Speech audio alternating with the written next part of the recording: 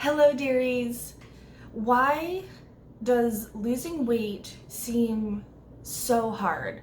Why does it always feel like our bodies are fighting doing something that we know is good for it? Why the heck do our bodies not want to change? I have some thoughts and I want to talk about it right now.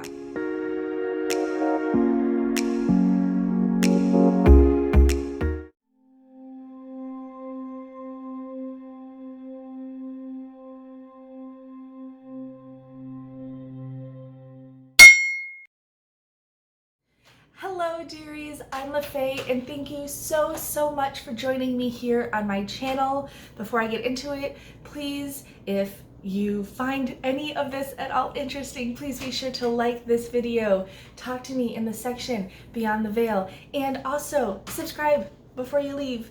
Please, I need friends. It's quarantine and lockdown and a pandemic and I miss humans. Okay, thank you if you do. Today I want to talk about why it seems... is this lighting weird? Hold on, let me see if I can fix this. Okay, I hope the lighting's better. So today I want to talk about why it seems like our body doesn't want to change its job of keeping us at a bigger size. And this all clicked for me June 6th. Hold on, I need to look at my notes. Where did they go? Well, I hope you all enjoy this. A little fun fact about me. In my previous life, a few years ago, I was a labor and birth doula. So if you don't know what a birth doula is a professional who is a non-medical member to a family's birth team. So a professional labor coach is one way to put it. I did a lot of childbirth education, things like that. I was a doula for 5 years. So on June 6th, it kind of clicked because with doula work, I was always talking to my clients in the families that I was serving that, especially in first pregnancies, when the body only ever knew how to keep a baby in and grow a baby, and then when the first time for labor came around, the body did not want to change that job. It was the only job it ever knew, and then all of a sudden, and it had to do that for damn near 10 months. And all of a sudden, in a span of just a few hours, your body needs to relearn a job and then do that job perfectly, which is why first labors tend to be longer than any subsequent labors, because your body just does not want to change its job. It only knew one thing, and that was to keep baby in. And now all of a sudden, you're flipping a switch and telling it to kick the baby out. And I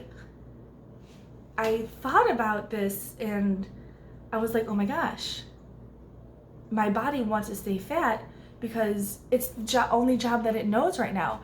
For my entire adult life, essentially, I have been steadily just getting bigger.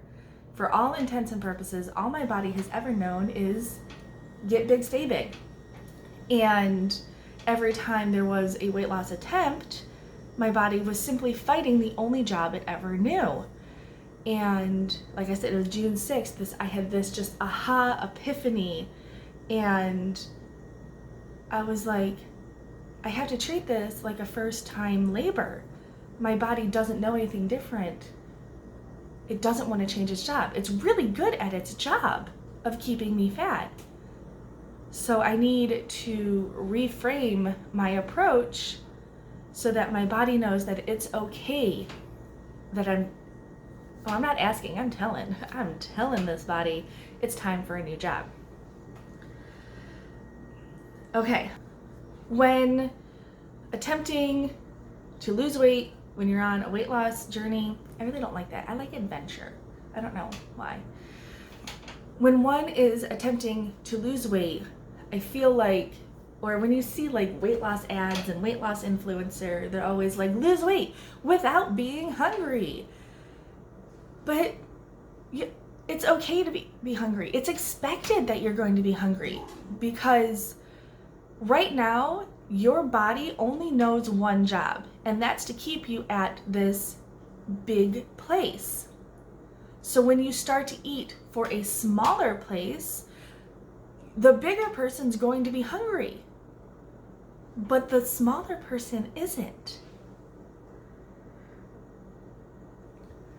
I went online and I did all of those, BMI, BMR, TDEE, all of the numbers, all the calculations, and I discovered what my maintenance calories at a sedentary lifestyle, because yes, I do like to move 10,000 steps a day, but I'm not a huge active workout person. So I calculate it at sedentary.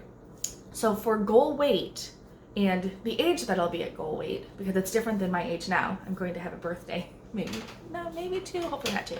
But I'm going to have a birthday. So at the age that I will be when I hit goal, I found out what those maintenance calories are for sedentary, and that's my caloric goal each day. I'm not going to feed the fat big chick out here. I'm feeding the skinny legend on the inside. So yes, if I get hungry, that's fine, because it's a big girl that's hungry.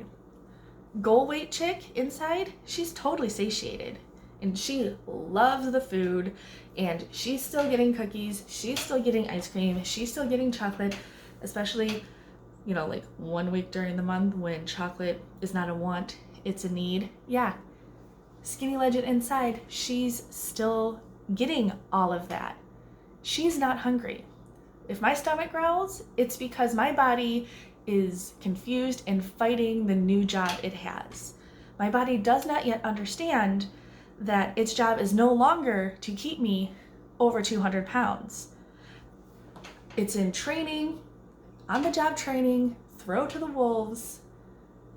My body has to learn a new job to keep me at a smaller number. So if big body is a little bit hungry, I don't care. That's the way it has to be. Is any of this making sense? I think another great benefit of the way that I am mentally approaching this, because this isn't any revolutionary information. This was simply the way that my brain in here, in my noggin, this is simply how the brain up here clicked and was like, I get it. I understand that this is how I need to approach it so that I don't feel like it's too hard. Because honestly, I'm 20 pounds down through this leg of the adventure, 50 pounds down total. And since I started in June, this hasn't felt hard at all. Honestly, wait, maybe that's a little bit of a fib. It has been hard for me to actually hit the full, what my maintenance calories will be at goal. It's been hard for me to even get that. I've been consistently 100 to 200 calories under what my maintenance calories will probably be. And that's a little bit crazy to me, that some days I have a hard time. Some days I don't. Some days I'm hungrier than others. And so I know that I can go all the way up to maintenance calories and be totally fine. But most days, 100 to 200 under has been pretty normal. So that's been probably the hardest part. And I don't know, am I still in the honeymoon phase of all of this? That's fine. I can be. I'm not mad at that. And I'm not naive to the fact that a brick wall may be coming right at me. I just can't see it out in the distance yet.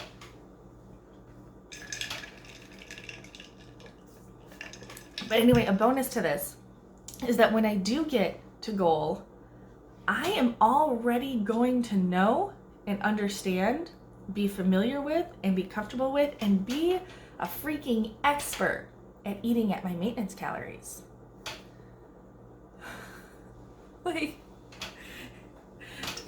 talk to me in the section beyond the veil down here. Is this something that you had already realized, had already recognized? Because let me tell you, when I had this epiphany, I felt like a bargain genius. I was like, revolutionary! Oh my stars! This is amazing! Watch me shrink!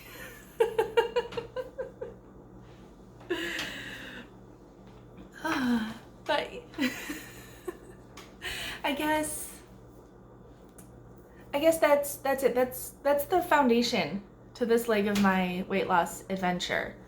Feed the skinny bish inside and assume, I don't know, is anyone here a Doctor Who fan? Anyone a Time Lord? Anyone have a time turner that you got from the Ministry of Magic? Anyone? I am assuming and accepting that I have already hit my goal weight sometime in the not so distant future. That's already happened. Unfortunately, I am fresh out of DeLoreans, TARDISes, and time turners, so I can't get there right now. Unfortunately, I have to take the peasant's way and get to skinny goal weight chick the long way.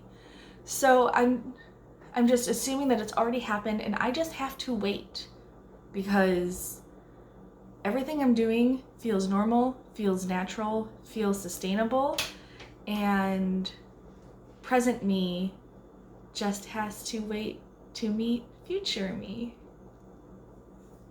It's a very exciting prospect, and I am still well on pace to hit my 199 by October 1st goal, which is very exciting.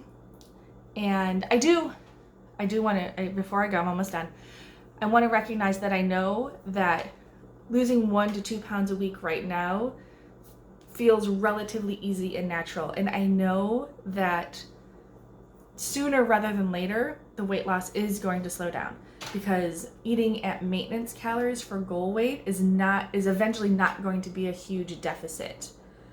And I'll have to adjust a little bit at that point. But as long as I get out of obese BMI numbers, slow and steady will win my race, and that is a-okay. And I'm also hoping that once I'm, down into Wonderland and out of obese territory, this is what I get for filming before finishing my coffee. I'm hoping that strength trainings and just body, calisthenics, Chloe Ting. I'm hoping that, I'm sorry, you guys. I'm hoping that all of that sounds more enticing and more fun. Also, let's hope and pray to the stars and the gods that we can return to a much more normal life, because my husband really would also like to get into a gym and do some, bodybuilding a little bit. Oh yeah, that's a video I'm going to make. How one navigates a weight loss adventure when their partner in life needs to do the opposite. I need to lose weight and my husband needs to gain it. Meal planning's fun. So wait, I don't know when that video is scheduled, but yeah, that one's coming. Okay, I have chatted at you for long enough, and I will leave you here. Please check in with me in the section beyond the veil. I'd love to see how you're doing. How has your week been going? It's Wednesday. Sometimes Wednesdays are hard, but I hope your Wednesday has been fantastic. I will check back in with y'all on Friday for a quick weigh-in, because Fridays are my weigh-in. And I have a couple life updates I think I'm going to do on Friday too. So with all of that said, I will see you in the next one. Blessed be, dearies.